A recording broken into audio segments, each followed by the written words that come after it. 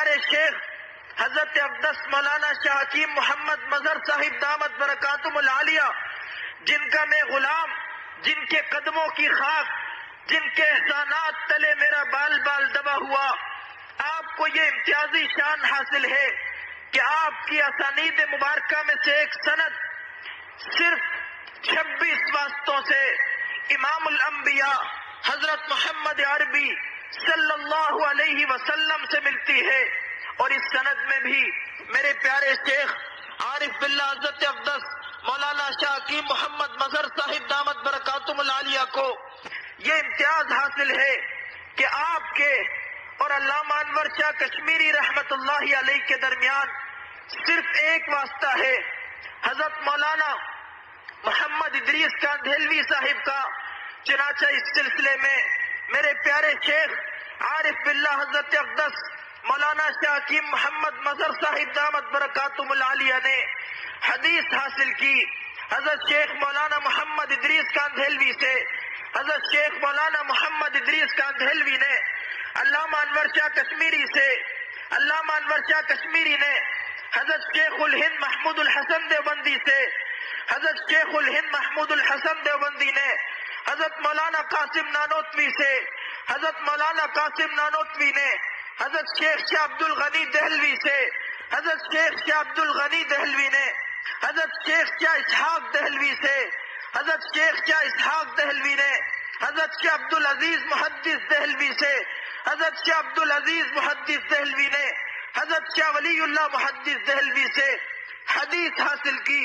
اس طرح یہ سلسلہ صرف 26 واسطوں سے حضرت عربی صلی اللہ علیہ وسلم سے ملتا ہے۔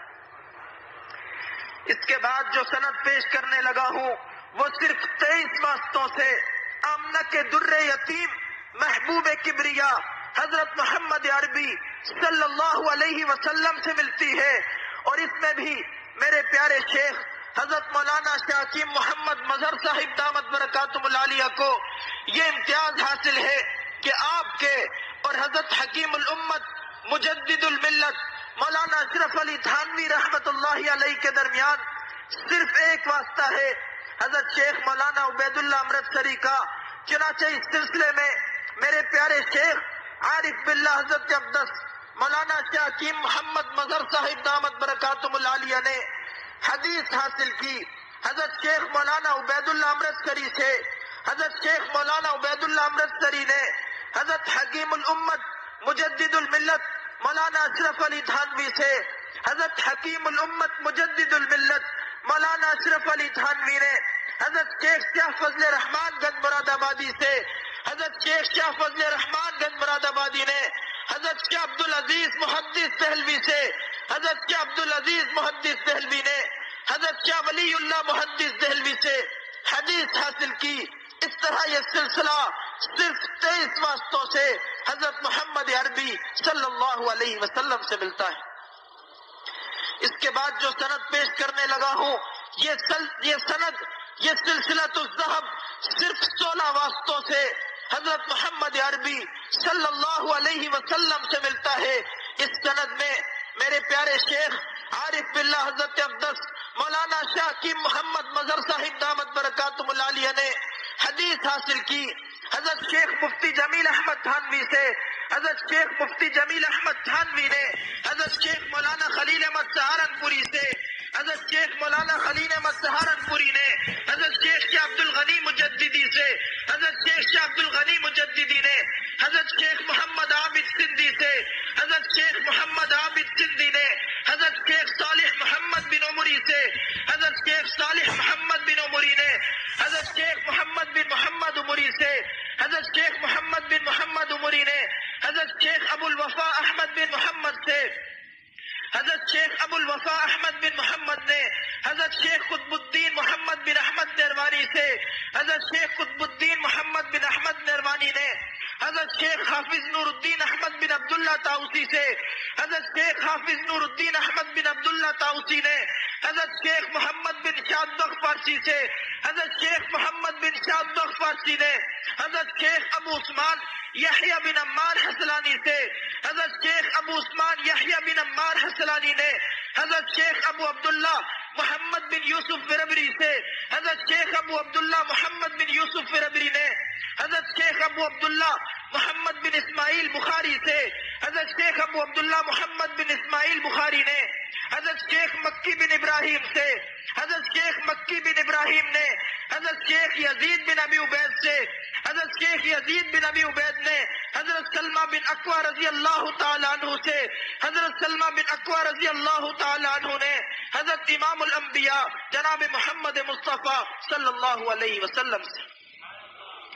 میرے پیارے مرشد کی اللہ سبحانہ و تعالی مجھے بھی آپ سب کو ساری امت کے لوگوں کو قدردانی کی توفیق عطا فرمائے، قبل اس کے کہ وہ منظر ہمیں دیکھنا پڑے جب ہم حضرت کی زیارت کو ترستے ہوں اور پھر ہمارا ضمیر ہمیں جھنجھوڑ رہا ہو کہ ہمارے حضرت بارہا یہ فرمایا کرتے تھے، غنیمت جان لو مل بیٹھنے کو، غنیمت جان لو مل بیٹھنے کو، مبادا یہ وقت آئے کہ نہ آئے۔ آج بعض لوگ کہتے ہیں ہم بخاری پڑھ کے اللہ کی محبت سیکھ سکتے ہیں، اللہ کی محبت کا راستہ طے کر لیں گے، کتابوں سے طے کر لیں گے۔ میرے دوستو، حضرت مفتی اعظم پاکستان مفتی محمد شفیع عثمانی صاحب رحمت اللہ علیہ، جن کے ہم قدموں کی خاک بھی نہیں ہے، وہ فرماتے ہیں ہر چند شغل درس و فتاوی بدیوبند، ہر چند شغل درس و فتاوی بدیوبند، لیکن شب بخان کاہے تھانہ خوش طرز۔ یہ بڑی نعمت کی بات ہے کہ میں دارالعلوم دیوبند میں تفسیر پڑھاتا ہوں، حدیث پڑھاتا ہوں، فتاوی لکھتا ہوں، لیکن میرے لیے اس سے بڑی خوشی کی بات یہ ہے کہ میں اپنے شیخ کی خانقاہ میں ایک رات گزاروں۔ اللہ سبحانہ و تعالی ہمیں اپنے پیارے شیخ کی قدردانی نصیب فرمائے۔ تیری خلوت میں مولا ہے، تیری محفل میں مولا ہے، تیرا چہرہ بتاتا ہے کہ تیرے دل میں مولا ہے، اور ایک جمال خاص کا مظہر ہے تو، آسمان عشق کا اختر ہے تو، اور یہی ہے جن کے سونے کو فضیلت ہے عبادت پر، انہی کے ارتقاء پر ناز کرتی ہے مسلمانی، انہی کی شان کو زیبا نبوت کی وراثت ہے، انہی کا کام ہے دینی مراسم کی نگہبانی۔ خدا یاد آئے جن کو دیکھ کر وہ نور کے پتلے نبوت کے یہ وارث ہیں، یہی ہے ذل رحمانی۔ وآخر دعوانا الحمدللہ رب العالمین۔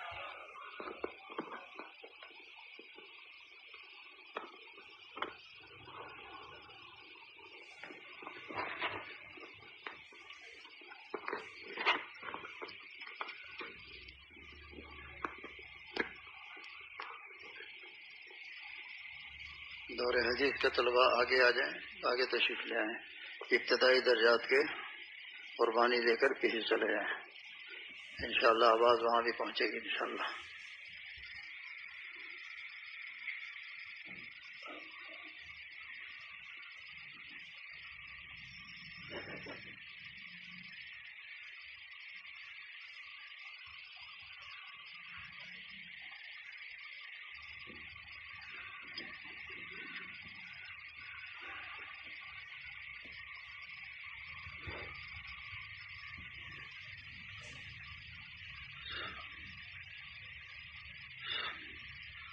کون عبارت کون پڑھے گا؟ آ جاؤ، ادھر آ جاؤ۔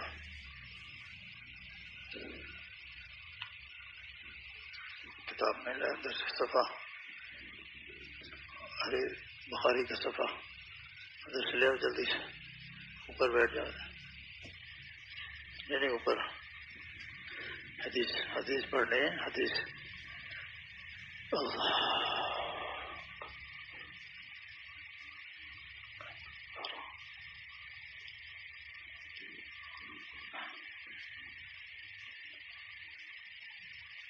ابھی یہ طالب علم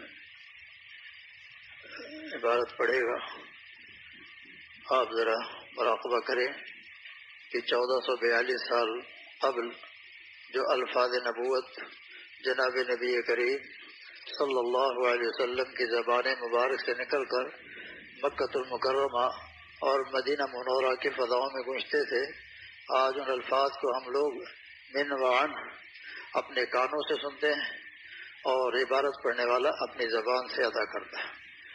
دونوں خوش نصیب ہے کہ اتنا زمانہ گزر گیا لیکن ذرہ برابر زبر زیر کسی چیز کا فرق نہیں آیا۔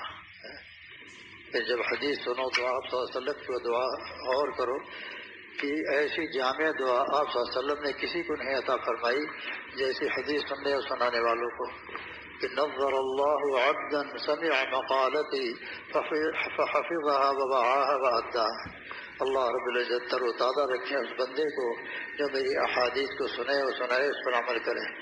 اللہ ہم سب کو اس کا مصداق بنا دے۔ بسم الله الرحمن الرحيم. وبالسند المتصل منا إلى الإمام البخاري رحمه الله تعالى ونفعنا بعلومه آمين أنه قال: باب كيف كان بدء الوحي إلى رسول الله صلى الله عليه وسلم، وقول الله عز وجل: إنا أوحينا إليك كما أوحينا إلى نوح والنبيين من بعده. وبه قال حدثنا الحميدي قال حدثنا سفيان قال حدثنا يحيى بن سعيد الأنصاري قال أخبرني محمد بن إبراهيم التيمي أنه سمع علقمة بن وقاص الليثي يقول: سمعت عمر بن الخطاب رضي الله عنه على المنبر يقول: سمعت رسول الله صلى الله عليه وسلم يقول: إنما الأعمال بالنيات وإنما لامرئ ما نوى، فمن كانت هجرته إلى دنيا يصيبها أو إلى امرأة ينكحها فهجرته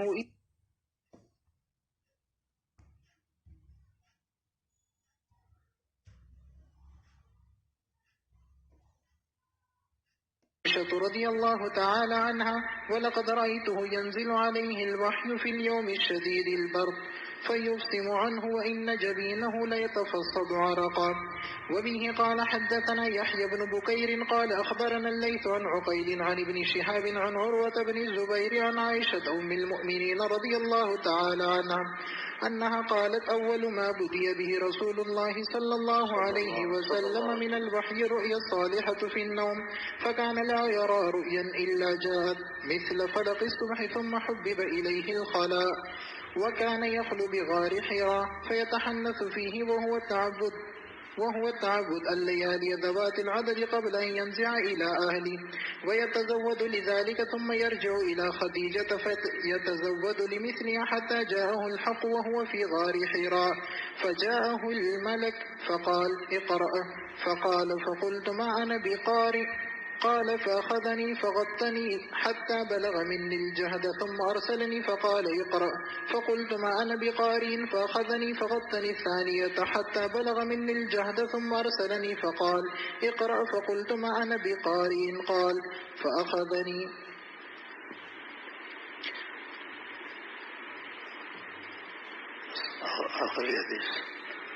آخری حدیث ہے۔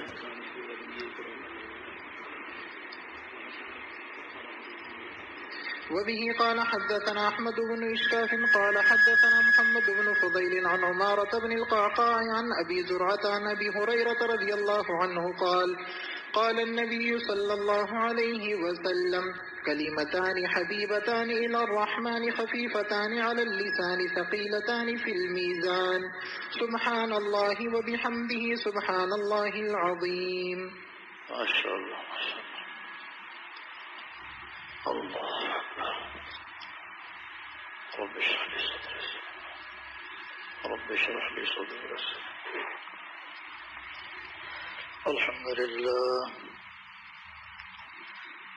الحمد لله نحمده ونستعينه ونستغفره ونؤمن به ونتوكل عليه ونعوذ بالله من شرور أنفسنا ومن سيئات أعمالنا، من يهده الله فلا مضل له ومن يضلله فلا هادي له، ونشهد أن لا إله إلا الله وحده لا شريك له، ونشهد أن سيدنا ومولانا محمدا عبده ورسوله. أما بعد، وعن عمر رضي الله تعالى عنه يقول: سمعت رسول الله صلى الله عليه وسلم: إنما الأعمال بالنيات.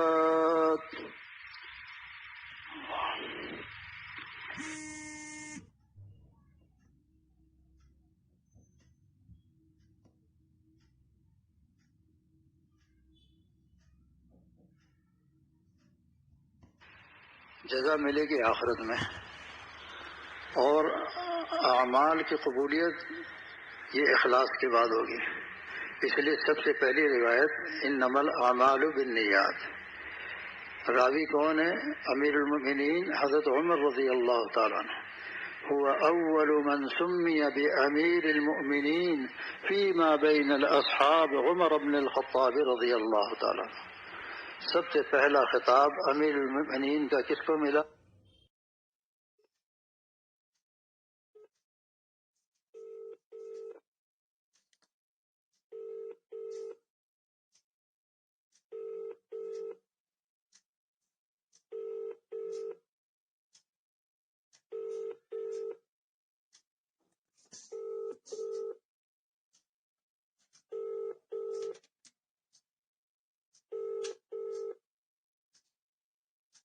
حضرت عمر رضی اللہ تعالیٰ.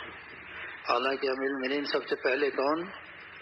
خیر الخلائق بعد الانبیاء بالتحقیق ابو بکر صدیق رضی اللہ تعالیٰ.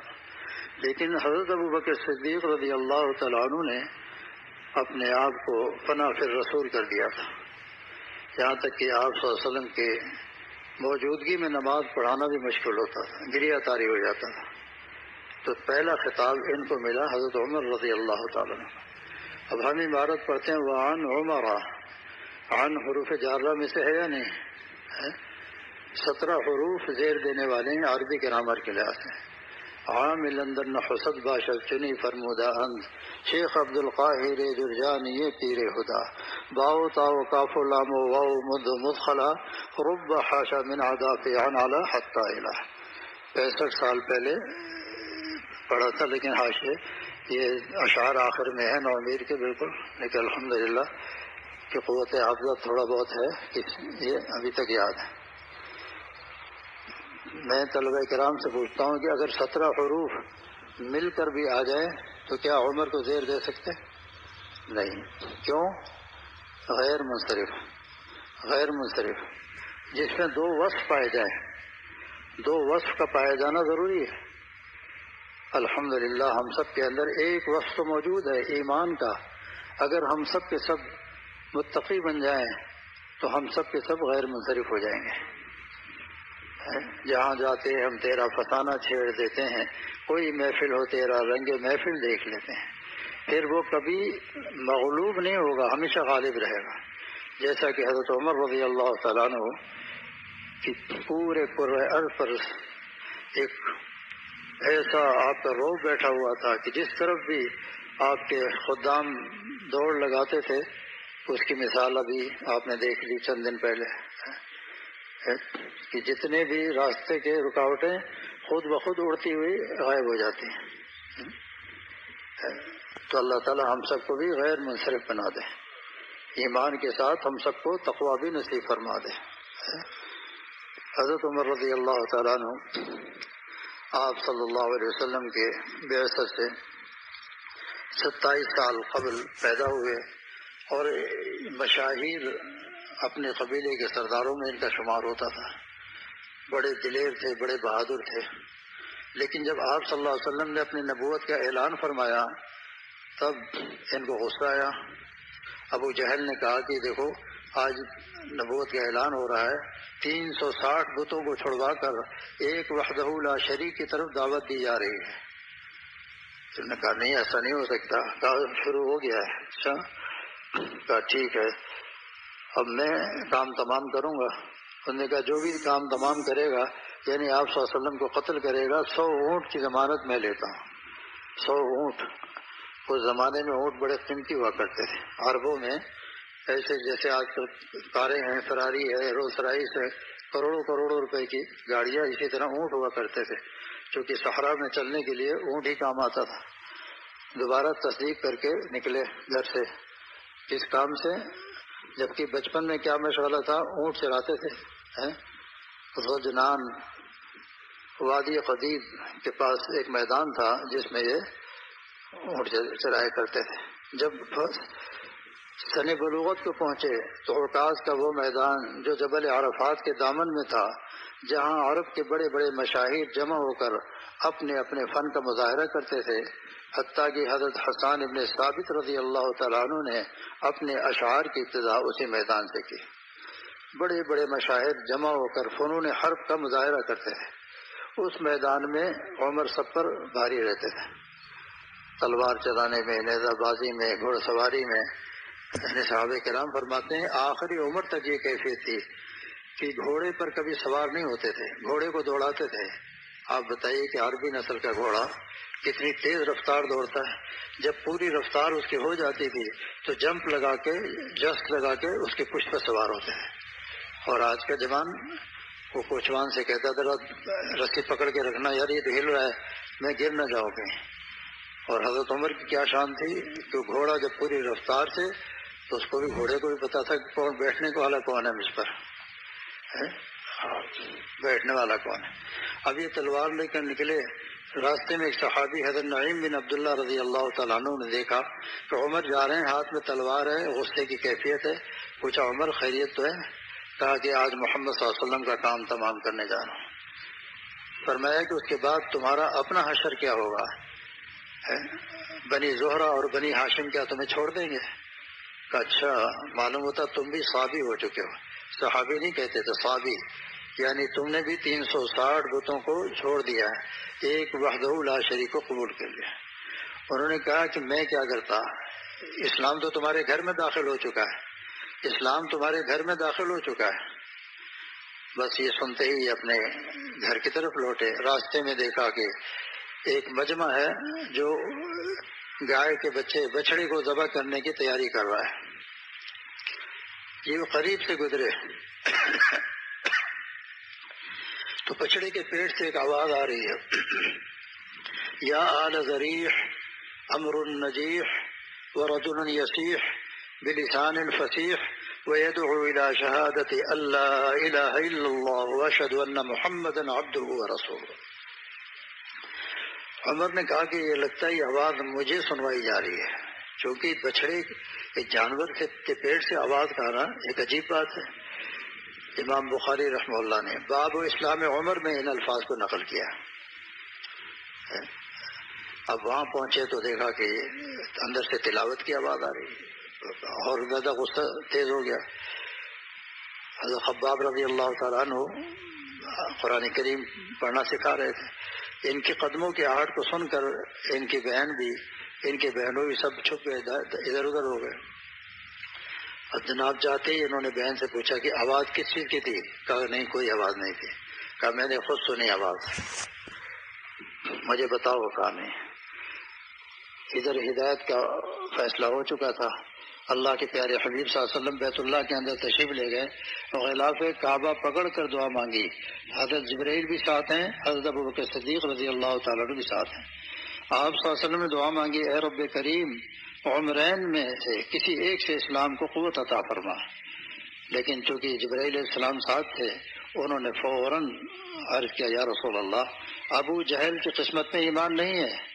تب آپ صلی اللہ علیہ وسلم نے ان کا نام لے کر دعا مانگی، اللہم ایید الاسلام بعمر بن الخطاب خاصتا، اے رب کریم عمر سے اسلام کو قوت عطا فرما۔ حضرت جبرائیل نے آمین، حضرت ابوبکر صدیق رضی اللہ تعالیٰ عنہ نے آمین کی۔ دعا قبول ہو گئی تھی، ظہور باقی تھا، نہ ان کو خبر تھی نہ آپ صلی اللہ علیہ وسلم کو خبر، چونکہ غیب کا علم تو اللہ کو ہے۔ اب جناب ادھر بہن سمجھانے کی کوشش کرے، کہا نہیں مجھے پکا معلوم ہے تم لوگوں کے بارے میں، مجھے بتاؤ کیسے۔ کہا تم ناپاک ہو، میں کیسے تمہیں بتاؤں؟ کہا پھر مجھے کیا کرنا چاہیے؟ اب ہدایت کے وقت شروع ہو گیا، فیصلے آسمان پر ہوتے ہیں۔ اب جناب کہا غسل کرو، غسل کرایا، وضو کرا کے پھر وہ اوراق لا کر سامنے رکھ دیے۔ اس زمانے میں کاغذ ایجاد نہیں ہوا تھا، جانوروں کی کھال پر قرآن کریم لکھا جاتا تھا، ہرن اس کی جھلیوں پر قرآن کریم لکھا جاتا تھا، لکڑی کی تختیوں پر قرآن کریم لکھا جاتا تھا۔ اور جناب بعض روایت میں سورہ طٰہٰ، لیکن قوی روایت میں آتا ہے سورہ حدید، سبح للہ ما فی السماوات والارض، 27ویں پارے کی آخری صورت ہے۔ اب چونکہ عربوں میں صرف 17 لوگ عربی پڑھنا جانتے تھے، اس میں حضرت عمر سب سے زیادہ فصیح اللسان تھے۔ اب انہوں نے شروع کیا سبح للہ ما فی السماوات والارض، ایک ایک آیت پڑھنا شروع کیا۔ اللہ کے کلام کی وجہ سے ان کا جسم لرزنے لگا، جسم کانپنے لگا، یہاں تک کہ جب اس آیت پر پہنچے آمنوا باللہ ورسولہ، ایمان لاؤ اللہ پر، اس کے رسول صلی اللہ علیہ وسلم پر، تو بے اختیار ہو کر پکار اٹھے اشہد ان لا الہ الا اللہ وحدہ لا شریک لہ واشہد ان محمدا عبدہ ورسولہ۔ حضرت عبداللہ ابن مسعود رضی اللہ تعالیٰ عنہ فقہائے صحابہ میں سے، وہ فرماتے ہیں میں نے عمر سے کہا کہ اپنے اسلام لانے کا قصہ خود بتاؤ مجھے۔ اب آگے حضرت عمر کی زبان سے سنیے۔ فرماتے ہیں کہاں تو غصے میں آیا تھا، کہاں کلمہ پڑھتے ہی غصہ محبت میں تبدیل ہو گیا، چونکہ مقلب القلوب کا نام لیا نا اللہ کا، دلوں کا پھیرنے والا کون ہے؟ اللہ۔ اللہ نے ایک سیکنڈ میں ان کا دل پھیر دیا۔ اب کہتے ہیں فسألت من اختی، میں نے اپنے بہن سے فوراً سوال کیا این رسول اللہ، اب مجھے بتا اللہ کا حبیب ہے کہاں؟ فقالت اختی، کہتے ہیں میری بہن نے جواب دیا کہ رسول اللہ صلی اللہ علیہ وسلم فی دار ارقم عند الصفا، آپ صلی اللہ علیہ وسلم دار ارقم میں صفا کے قریب تشریف فرما ہے، وہی آپ صلی اللہ علیہ وسلم کی ولادت بھی ہے۔ فرماتے ہیں میں نے تاخیر نہیں کی، فاتیت الدار، دار ارقم پہنچا، اور جاتے ہی فضربت الباب، میں نے دروازہ کھٹکھٹایا، فاستخرج القوم، 20 کے قریب صحابہ کرام جو اندر موجود تھے باہر نکلے۔ انہوں نے دیکھا کہ عمر آئے ہوئے، ہاتھ میں ننگی تلوار ہے، غصے کی حالت بھی ہے، پریشان ہو گئے۔ سیدنا حمزہ رضی اللہ تعالیٰ عنہ یہ بہت دلیر، یہ بڑے پہلوان تھے، لیکن ایک سائڈ پہ بیٹھے ہوئے تھے، ان کی نظر نہیں پڑی کہ کون آیا، لیکن صحابہ کرام کے چہرے پر تغیر اور پریشانی کی علامت دیکھ کر پوچھا ما لکم، کیا ہوا، کیوں پریشان ہو؟ فقالوا، ان سب نے کہا عمر آئے ہیں۔ کہا آنے دو، فکر نہ کرو، نیک ارادے سے آیا ہے تو ٹھیک ہے، ورنہ اسی کے تلوار سے اس کا کام تمام کر دوں گا۔ ابھی گفتگو ہو ہی رہی تھی، آپ صلی اللہ علیہ وسلم اندرون خانہ تشریف فرما تھے۔ فخرج رسول اللہ صلی اللہ علیہ وسلم بنفسہ، آپ صلی اللہ علیہ وسلم بنفس نفیس باہر تشریف لائے۔ فرماتے آتے ہی فاخذ بمجامع ثیابی، مجھے آپ صلی اللہ علیہ وسلم نے یہاں گریبان سے پکڑا اور کہا اے عمر، کیا تیری ہدایت کے وقت ابھی نہیں آیا؟ بس اتنا سنتے ہی عمر پر پہلے ہی گریا طاری تھا، اور نبوت کی باروب آواز سن کر پورا جسم لرز گیا، اور کہا کہ یا رسول اللہ، عمر اس وقت آپ کی خدمت میں اسلام ہی قبول کرنے کے لیے آیا۔ پھر دوبارہ کلمہ پڑھا، اشہد ان لا الہ الا اللہ وحدہ لا شریک لہ واشہد ان محمدا عبدہ ورسولہ۔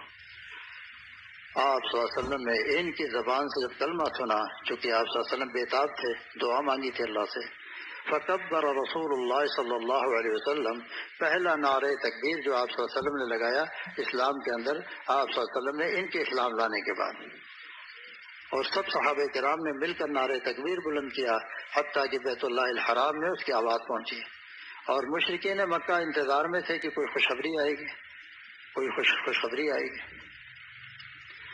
ادھر انہوں نے کلمہ پڑھا، فنزل جبرائیل، فوراً جبرائیل علیہ السلام پہنچ گئے، اور کیا عرض کیا، واستبشر اہل السماء باسلام عمر، یا رسول اللہ، فرشتوں میں خوشیاں منائی جا رہی ہیں عمر کے اسلام لانے کی وجہ سے۔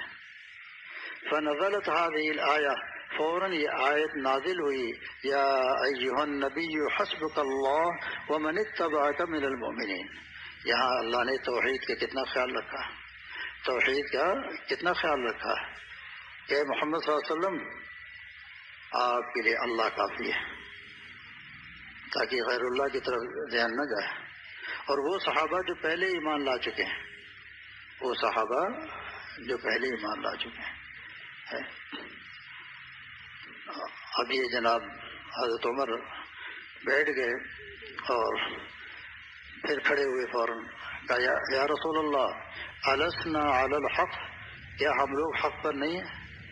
آپ صلی اللہ علیہ وسلم نے ارشاد فرمایا انتم علی الحق ان متم و ان حییتم، مسلمان تو ہر حالت میں حق پر ہے، خواہ وہ زندہ رہے یا مر جائے۔ پھر بیٹھ گئے، پھر کھڑے ہو گئے، یا رسول اللہ ففیم الاستفاء، پھر ہم چھپ چھپ کر نمازیں کیوں پڑھتے ہیں؟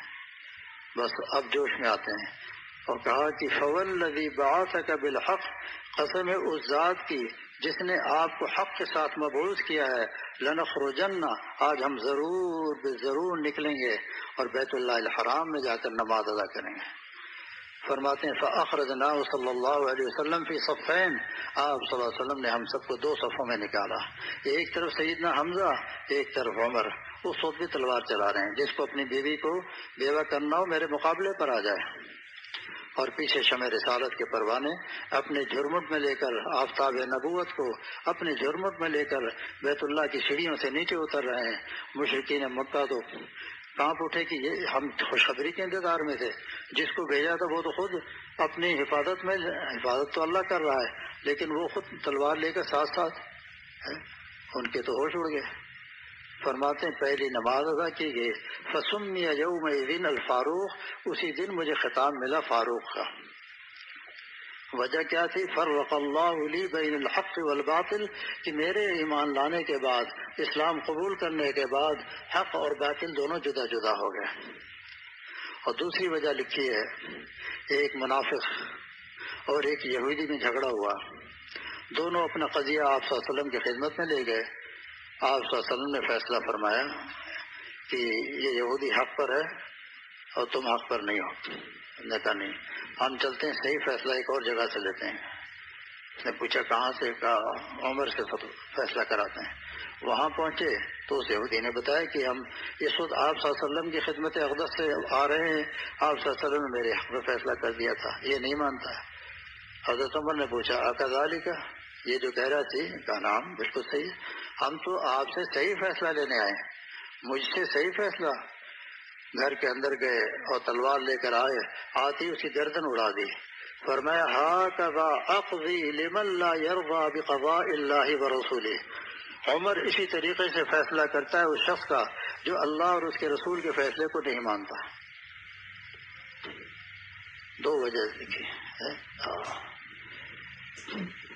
10 سال 6 ماہ 18 دن یہ امیر المومنین رہے، اور اس دوران 22,51,030 مربع میل یعنی چوتھائی دنیا کو فتح کر چکے تھے۔ آج بھی یہ نام ایسا ہے کہ اس نام کا روپ پوری دنیا پہ قائم ہے۔ اس نام کا عمر جو ہے، اس کا نام کا روپ پوری دنیا پر قائم اور قیامت تک قائم و دائم رہتا ہے، کیونکہ آپ صلی اللہ علیہ وسلم فرمایا کہ عمر جس راستے سے تم گزرتے ہو شیاطین وہ راستہ چھوڑ دیتے ہیں۔ صحابہ کرام فرماتے ہیں ایک مرتبہ ہم پیچھے پیچھے چل رہے تھے، امیر المومنین آگے آگے جا رہے تھے، اچانک مڑ کر دیکھا ہماری طرف تو فوقعنا علی رکبتیہ، ہم لوگ اپنے گھٹنوں کے بل زمین پہ گر گئے، اتنا روب تھا۔ سنتوں کا اہتمام عجیب ہے کہ صحابہ سب پیچھے پیچھے ہیں، عمر کے ساتھ جا رہے ہیں، ریگستان ہے، دشت کا علاقہ ہے۔ وہ آگے آ کر پوچھا کہ اس میدان جنگل میں صحرا کے اندر آپ کیوں بیٹھے؟ فرمایا میرے آقا، میرے محبوب سرکار دو عالم صلی اللہ علیہ وسلم عین اسی جگہ بیٹھے تھے استنجا کرنے کے لیے، لیکن مجھے استنجا تو نہیں لگا تھا، میں ان کی سنت کو زندہ کرنے کے لیے میں بیٹھا اور اٹھ گیا۔ بتائیے، آپ کا جو غلام تھا فیروز، جس نے آپ کو خنجر مارا، کیونکہ دعا مانگا کرتے تھے اللہم ارزقنی شہادتا فی سبیلک واجعل موتی فی بلد رسولک۔ تو بلد کیا حضور صلی اللہ علیہ وسلم کے پہلو میں کہ آپ صلی اللہ علیہ وسلم کی قبر مبارک، اس کے بعد کس کی ہے؟ حضرت ابوبکر صدیق رضی اللہ تعالیٰ عنہ کی، اس کے بعد کس کی قبر ہے؟ حضرت عمر رضی اللہ تعالیٰ عنہ کی۔ کہ پوری کائنات کے جتنے بھی حاجی، جتنے بھی زائرین عمرے کے لیے جاتے ہیں، آپ صلی اللہ علیہ وسلم پہ سلام پیش کرنے کے بعد حضرت ابوبکر صدیق پر سلام پیش کرتے ہیں، اس کے بعد حضرت عمر پر سلام پیش کرتے ہیں۔ جبکہ انتقال سے قبل جب روح نکلنے لگی تو اپنے بیٹے عبداللہ ابن عمر رضی اللہ کو بلایا کہ جاؤ ہماری ماں حضرت عائشہ رضی اللہ تعالیٰ عنہ سے پوچھو، یہ جگہ انہوں نے اپنے لیے مخصوص کر رکھی ہے، آپ صلی اللہ علیہ وسلم کے ساتھ اپنے والد کے ساتھ انہوں نے مخصوص کی ہوئی ہے، کیا عمر کو اجازت ہے؟ اندر سے فوراً جواب آیا کہ عمر کو اپنے اوپر ترجیح دیتی ہوں، عمر کو اپنے اوپر ترجیح دیتی ہوں۔ حضرت ابوبکر صدیق رضی اللہ تعالیٰ عنہ سے صرف 5 روایتیں نقل کی جاتی ہیں، صرف 5، اور حضرت عمر رضی اللہ تعالیٰ عنہ سے 83 روایتیں نقل کی جاتی ہیں۔ 83 روایتیں نقل کی جاتی ہیں. تو حضرت عمر سے پہلے اب کس کا نام آتا ہے؟ حضرت علقمہ ابن الیثی. یہ کوفہ کے رہنے والے تھے. کوفہ کے رہنے والے تھے. پھر مدینہ منورہ پہنچ کر رات دن قال اللہ قال رسول میں لگے رہے. ایک دفعہ ان کو خیال آیا ملک شام کے سفر کا کہ ملک شام کا میں سفر کروں. وہاں سرزمین انبیاء ہے, کتنے انبیاء کرام تشریف لائے. بس یہ خیال آتے ہی فرماتے ہیں کہ میں ملک شام پہنچ کر مجھے خیال آیا کہ یہاں بڑے بڑے مفسرین ہوں گے, بڑے بڑے محدثین ہوں گے, بڑے بڑے فقہا ہوں گے. اب دیکھ رہے ہو ترتیب, مفسرین کا درجہ نمبر 1, اللہ کے کلام کی تفسیر, پھر محدثین کا اس کے بعد, پھر فقہا, چونکہ فقہا احادیث سے استنباط کرتے ہیں, پھر فقہا کا کہ بڑے بڑے یہاں موجود ہوں گے. لیکن خیال آئے کہ موجود تو ہوں گے لیکن میرے علم میں نہیں ہے. بس اتنا خیال آتے ہی فوراً فرماتے ہیں فدخلت المسجد, میں مسجد میں داخل ہوا. فصلیت رکعتین, میں نے 2 رکعت ادا کی, 2 رکعت ادا کی اور اللہ سے گڑ گڑا کر دعا مانگی. اور یہ کیا دعا مانگی؟ اللہم یسر لی جلیسا صالحا. پڑھ لو, شاید اسی کی برکت سے اللہ ہم سب کو بھی قبول کر لے. اللہم یسر لی جلیسا صالحا, اللہم یسر لی جلیسا صالحا. اے رب کریم نیک صحبت کو میرے لیے آسان کر دے. نیک, آج کہتے ہیں مجھے شیطان بہکا دیتا ہے, نہیں نیک صحبت میں نہیں جانا. سارا دن گپ شپ کرو, سب کچھ کرو, لیکن نیک صحبت میں نہیں جانا, سر میں درد شروع ہو جائے گا. اور پھر اس کے کہتے ہی شروع بھی ہو جاتا ہے. اکثر لوگ نہیں آتے, کہتے ہیں نہیں سر میں درد شروع ہو جاتا ہے. اب انہوں نے دعا مانگی, دعا سے فارغ ہوئے. فرماتے ہیں فخرجت من المسجد, میں مسجد سے باہر نکلا.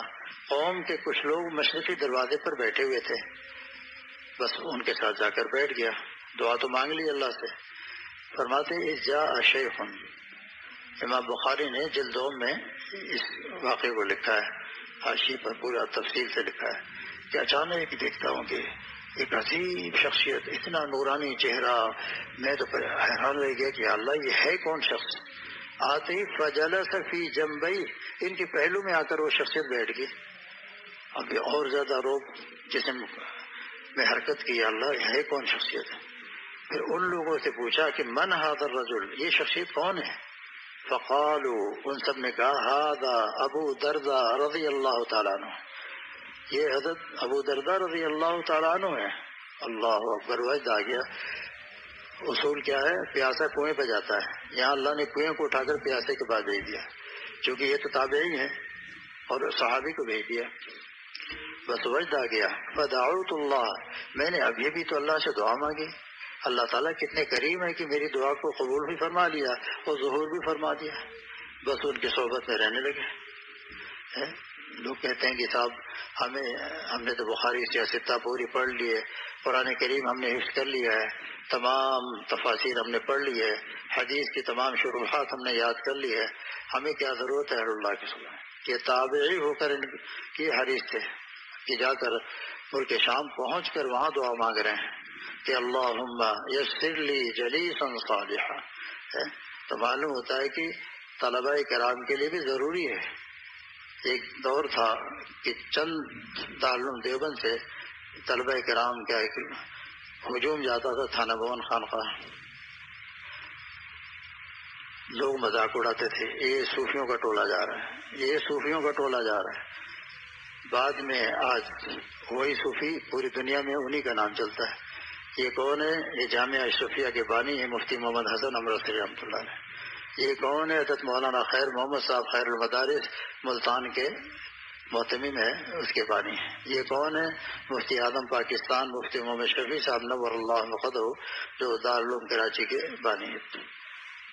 تمام روئے زمین پر مدارس پھیلے ہوئے. اور ایک طلبہ کا جاتے تھے قطب العالم حضرت مولانا رشید احمد گنگوئی نور اللہ مقدہ کے پاس. اس میں سے ایک طالب علم گیا, جبکہ وہ طالب علم نہیں تھا, اب حدیث پڑھانا شروع کر چکے تھے, بخاری شریف پڑھا بھی رہے تھے. پہنچے تو وہ عرس کا زمانہ تھا، عرس کا زمانہ تھا۔ حضرت نے پوچھا کہ آپ کیسے آئے؟ آپ تو بخاری پڑھاتے ہیں، اور بخاری شریف میں روایت ہے من کثر سواد قوم فمنہم، جو کسی قوم کی تعداد میں اضافہ کرے اس کا حشر اسی کے ساتھ ہوگا۔ تو آپ کیسے آئے؟ کہا کہ حضرت میرے علم میں نہیں تھا، اگر مجھے پتا ہوتا تو میں نہ آتا۔ فرمایا کہ اب پتہ چل گیا، علم ہو گیا، واپس جاؤ۔ اب بتائیے کہ دیوبند سے گنگو اتنا طویل فاصلہ، واپس راستے میں ہر گاؤں میں طلبہ کرام دیوبند کے فضلا، حضرت کچھ کھانا کھا لیا؟ نہیں۔ شیخ نے کہا واپس جاؤ۔ ایک طالب نے کہا حضرت کی نگاہ بھی کمزور ہے، ان کو نظر تھوڑی آتا ہے، اور یہاں شیخ دیکھ تھوڑی رہے ہیں۔ فرمایا جس کو راضی کرنے کے لیے اس شیخ کو شیخ بنایا ہے وہ آسمان سے دیکھ رہا ہے۔ چنانچہ دیوبند میں جا کر انہوں نے نماز پڑھی، وہ غسل کیا، نماز پڑھی، اس کے بعد کھانا کھایا۔ آج پورے عالم میں ساری سندیں شیخ الہند رحمۃ اللہ علیہ سے ہو کر گزرتی ہیں۔ یہ کون ہے؟ مولانا محمود الحسن دیوبندی رحمۃ اللہ علیہ ہے۔ کیا مقام اللہ نے عطا فرمایا! اللہ نے کام انہی سے لیا ہے جنہوں نے اپنے آپ کو مٹایا۔ مٹا دیجئے مٹا دیجئے، میں مٹنے ہی کو آیا ہوں۔ ایک شخص نے اپنے آپ کو اتنا مٹایا کہ آج دنیا میں ان کا نام ننگا پٹ رہا ہے کہ وہ گزر رہا ہے دیوبند کے قصبے سے۔ ایک شخص نے دعا مانگی کہ اللہ، یہ اللہ کے نیک بندوں کا یہ قافلہ جا رہا ہے اپنی جانوں کی قربانی دینے کے لیے، کہ اللہ ان کی نظر مجھ پہ پڑ جائے۔ اب وہ نگاہ نیچی کر کے، شاہ اسماعیل شہید رحمۃ اللہ علیہ نگاہ نیچی کر کے چل رہے تھے، اچانک ایسے نگاہ اٹھائی، اس کی طرف ایسے دیکھا، اس کی کیفیت یہ ہو گئی کہ جس مسجد میں جاتا یا جس جلسے میں جاتا لوگ کہتے تمہارے آنے سے روشنی پھیل جاتی ہے، تمہارے آنے سے روشنی پھیل جاتی ہے۔ کیا حتیٰ کہ حضرت مولانا نانوتوی رحمۃ اللہ علیہ، مولانا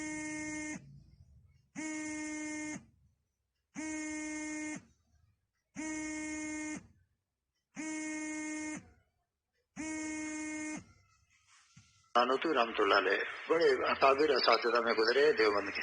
حضرت تھانوی رحمۃ اللہ علیہ کے بھی استاد ہیں۔ حضرت نے ایک بچے کو جو مکلف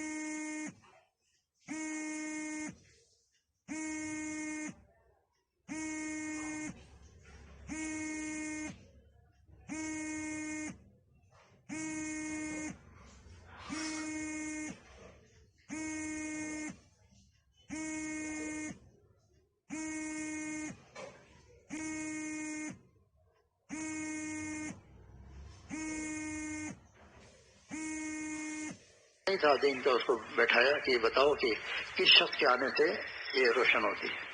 تو وہ بیٹھا رہا، دیکھا ایک شخص آیا تو مسجد کے اندر ایک نور، ایک کیفیت محسوس ہوئی۔ اب اس نے ذہن میں بٹھا لیا یہ شخص ہے۔ حضرت کو بتایا، حضرت نے بلا کر پوچھا کیا عمل کرتے ہو؟ کہا حضرت کوئی عمل نہیں کرتا، بس یہ اللہ والے گزر رہے تھے، ان کی نگاہ مجھ پر پڑی، اس کے بعد سے میری یہ کیفیت ہو گئی۔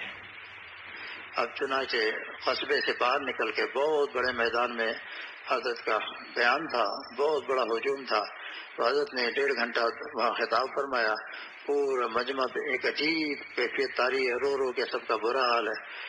اتنے میں دعا ہوئی، اور دعا میں بھی سارا مجمع رو رہا ہے، ایک عجیب کیفیت طاری۔ اتنے میں ایک شخص مسجد میں پہنچا، اس نے پوچھا شاہ صاحب کا بیان ختم ہو گیا؟ کہا بس رونے لگا۔ اس کی رونے کی آواز سن کر شاہ اسماعیل شہید رحمۃ اللہ علیہ فرمایا یہ کیوں رو رہا ہے؟ کہ حضرت یہ نوارد ہے، دیہاتی ہے، یہ کھیتوں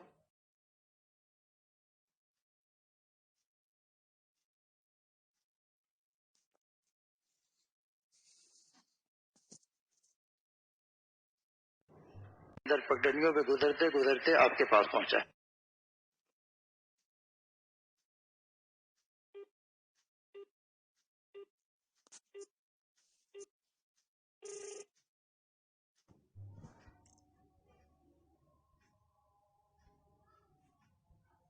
میں تمہیں پورا بیان ابھی پھر سناؤں گا۔ اب ان علماء نے کہا حضرت ابھی پچھلے لوگ جو آپ نے اللہ